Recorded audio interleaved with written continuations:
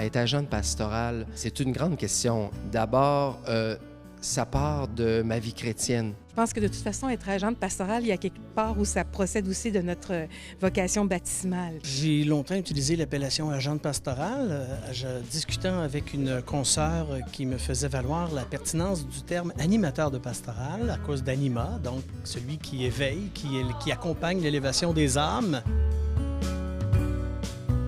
Ce soir, un laïc, un père de famille, un époux de votre communauté est reconnu comme agent pastoral. Alors, les agents de pastoral dans notre église locale, puis dans bien d'autres églises locales au Québec, existent depuis assez longtemps, mais on parle en gros d'une quarantaine d'années, 35 à 40 ans.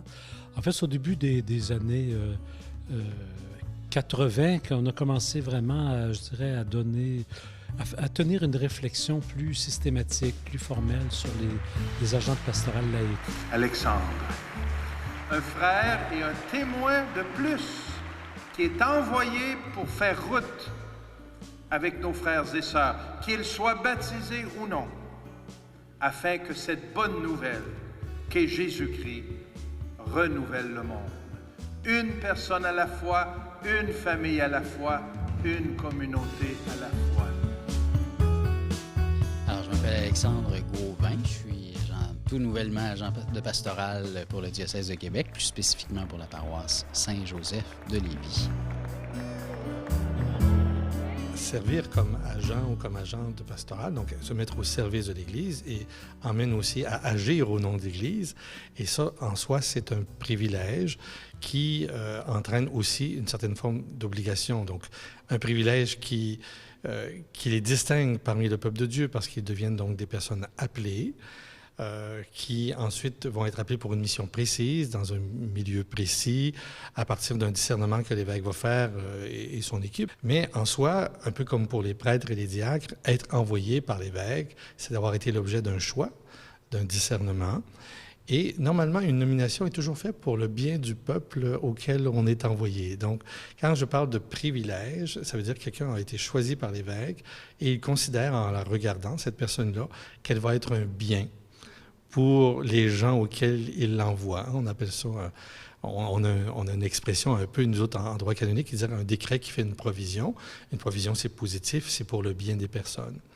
On va dire un privilège parce que, d'abord, c'est quelque chose qui arrive après un certain processus, qui peut ne pas être permanent non plus, parce que cela peut cesser dans le temps ou pour toutes sortes de raisons sur lesquelles on ne revient pas. En même temps, des devoirs, un privilège qui donne des devoirs. Lorsqu'on agit au nom de l'Église envoyée par l'évêque, on ne peut pas faire n'importe quoi, dire n'importe quoi non plus. Et bien sûr, on est là pour l'annonce du Christ, d'abord et avant tout, et de faire aimer son Église. Je dirais qu'avant de parler de rôle ou de fonction, je dirais que c'est un appel, en tout cas pour moi. C'est d'abord un appel que je sens venir de l'Esprit Saint, qui me pousse à servir, à suivre Jésus déjà, à suivre, de me mettre à sa suite, puis aussi de me mettre à sa suite dans une communauté précise. Je pense que c'est un des rôles, si on revient au rôle de l'agent de pastoral, de travailler avec la communauté chrétienne. On apprend souvent aux enfants, on reconnaît l'arbre à ses fruits. C'est vrai aussi pour l'engagement chrétien. Il y a des comportements, il y a des attitudes, et il y a des aptitudes pastorales aussi qu'on va observer, mais qui sont plutôt dans l'ordre de la grâce, qui permettent l'entrée en contact de la personne, qui sont de l'ordre de l'écoute, qui sont dans la capacité de se faire proche, de pardonner ou de relancer, enfin. Là, on serait plus dans l'ordre de la grâce. Le savoir-faire et le savoir-être, ce sont des catégories intéressantes, mais j'ai l'impression que les conditions de grâce sont un peu plus larges que ça. Parce que lorsqu'on discerne l'appel de Dieu, c'est aussi de voir ce que l'Esprit a commencé bien avant nous. Hein? Et le rôle de l'évêque et de l'équipe qui l'aide dans ça, c'est de voir comment l'Esprit Saint a travaillé aussi dans le cœur d'une personne. Et résumer ça, enfermer ça dans seulement du savoir-être ou du savoir-faire, il y a peut-être, enfin, il faudrait peut-être... Moi, j'aime bien plutôt le concept de nature et de grâce, parce que la nature, c'est très large. La grâce peut réserver des surprises.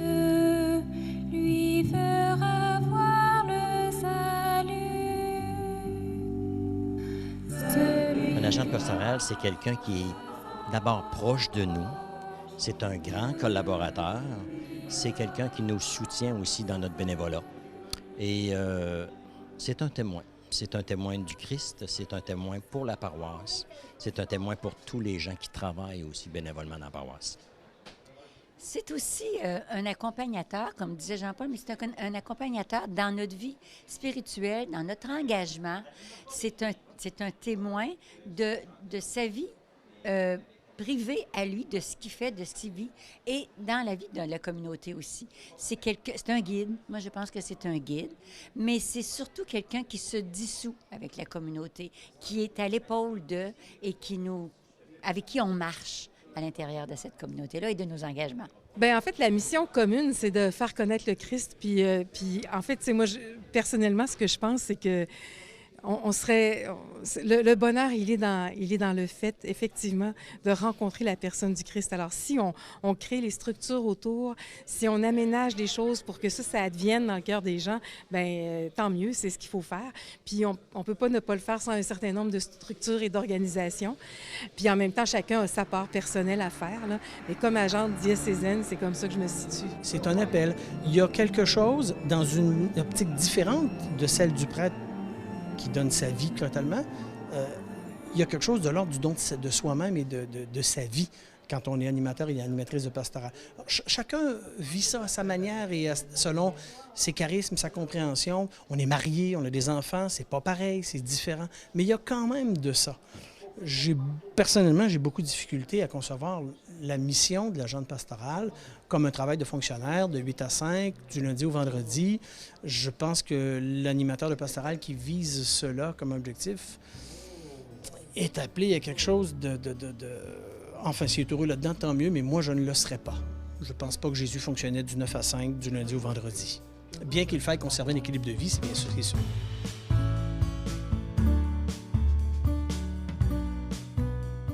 Bien, ils s'inscrivent comme étant un groupe particulier, important, de laïcs qui collaborent à la charge pastorale de l'Église.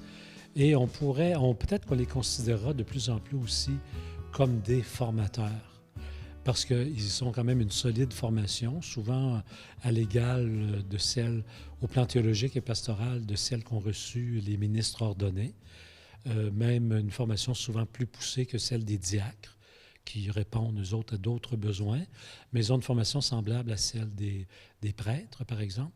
Et donc, ils occupent cette place charnière là, entre les ministères ordonnés, pour parler ainsi, et l'ensemble du peuple de Dieu qui partage le sacerdoce commun. Et mon rôle, c'est d'être au service de la communauté chrétienne dans ses dimensions de vie. Donc, bien sûr que les étudiants, les étudiantes, ils ont un désir de grandir dans leur vie de foi. Donc, c'est de les accompagner dans ce désir de sainteté, de mettre le Christ au cœur de leur vie et même au centre de leur vie et de toutes leurs activités. Donc, soutenir au niveau de cet appel à la sainteté, bien, ça fait partie de mes fonctions. Aussi, comme agent de pastoral, je suis là pour accompagner avec l'équipe pastorale et les étudiants leaders, des étudiants qui veulent découvrir la foi chrétienne, l'approfondir, la connaître, donc, ou même devenir chrétien. Alors, c'est toute l'éducation de la foi. Mon rôle, c'est aussi d'éduquer dans la foi. Ma formation, mon expérience chrétienne me permet d'en témoigner et d'être au service de l'Église dans ça.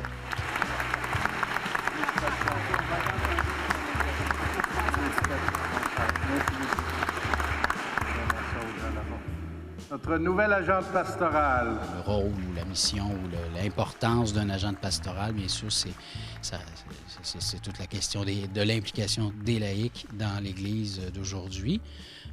Mais je le vois surtout vraiment comme une complémentarité. J'ai commencé à vouloir faire ça quand j'étais au secondaire parce que j'étais dans des groupes de pastoral, dans des groupes de jeunesse du monde. J'adorais ça. Puis c'est comme ça qui a fait aussi que j'ai plus... ma foi est devenue plus personnelle parce que j'ai grandi dans un milieu, évidemment, très, très engagé. Puis j'ai eu envie de faire ça pour des jeunes moi-même. Alors, quand j'ai fait ma théologie, c'était pour aller travailler dans des écoles, ce que j'ai fait aussi pendant un certain temps. Alors, là, j'étais vraiment plus sur le terrain avec des gens, avec une parole beaucoup plus directe sur l'annonce du Christ, l'annonce de l'Évangile. Je pense que ce qui fait la beauté du ministère d'agent de pastoral ou d'animateur de pastoral, c'est la diversité des personnes. Quand on regarde qui Jésus a choisi comme apôtre, il n'a pas pris qu'un type de personnalité. Il a pris un Pierre, une grand gueule, frondeur. Il a pris un Judas, bizarroïde. Il a pris un publicain, Matthieu, qui collectait les impôts, un collabo des Romains, etc., etc. Il a pris toutes sortes de gens, des gens qu'on a entendu parler plus, d'autres moins. Je pense que le ministère d'agent pastoral doit s'inscrire dans cette dynamique. Des hommes, des femmes, qui, chacun avec leur talent, leur charisme, leur expérience, leur appel personnel, leur vécu aussi religieux, de foi personnelle, vont apporter une couleur. Et c'est dans le lieu où ils vont exercer leur mission que cela pourra tantôt moins fonctionner, tantôt mieux fonctionner. Il faut trouver sa chaussure pour son pied à un moment donné. Alors, je pense que c'est comme ça que ça doit... Je le vois comme ça. Les agents de pastoral dans notre Église sont un grand cadeau. Vous savez, nous avons des ministres ordonnés. Eux exercent un ministère non ordonné, mais ordonné à la mission, comme nous.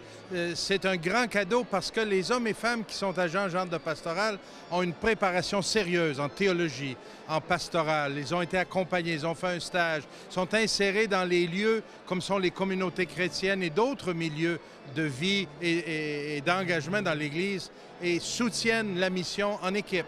Ici, en paroisse, ils sont avec l'équipe pastorale. C'est un grand cadeau et on a besoin d'eux pour poursuivre ensemble la mission. Et que Dieu Tout-Puissant vous bénisse, le Père, le Fils et le Saint-Esprit.